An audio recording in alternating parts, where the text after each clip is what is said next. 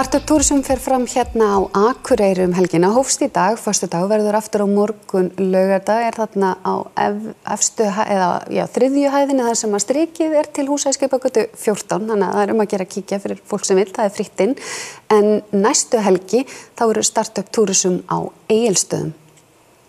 Startup Tourism verkefnið heldur áfram og það eru Egilsstaðir næstu helgi. Hvað geturðu sagt okkur helgina sem framöndan er?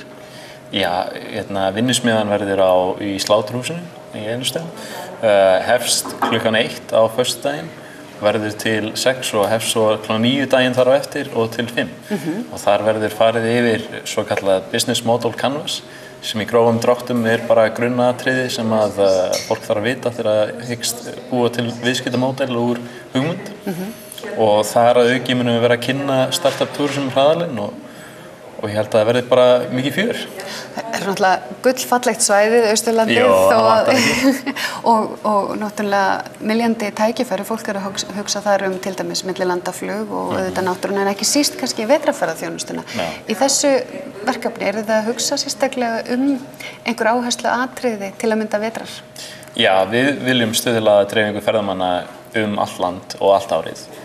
Og það hlut af nýsköpun í ferðaþjónustunni sem þörf á.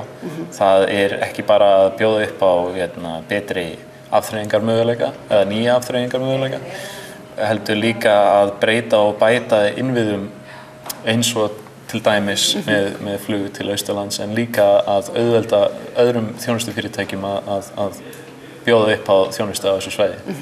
Og hvað getur fólk það fritt inn? Fritt inn.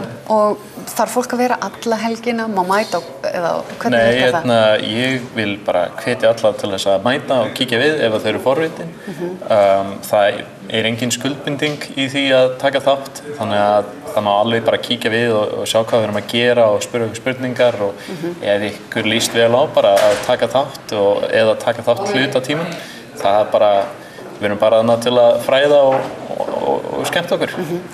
Maður heyrir það oft þegar maður á ferðum landið að fólk tala mikið að það sé mikið frumkvæði út á landi. Það sé fólk alltaf að fá hugmyndir og reyna að finna nýjar leiðir til að takast á við nýjar áskoranir.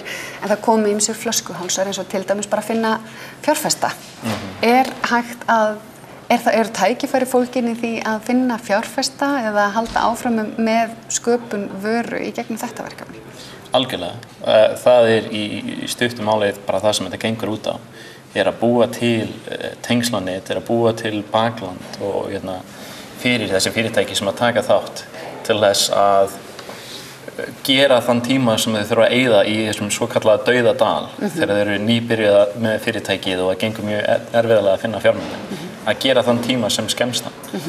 Þannig að við treystum á frumkvæði og sköpunargleði og kraft frumkvöðla út á landi. En við viljum bara auðvelda þeim ferlið í að koma sína hugmynd á framfæri og gera hana að raunveruleika. Takk fyrir spjallið og það bara Sláturhúsið. Sláturhúsið á Egilsstöðum næstu helgi.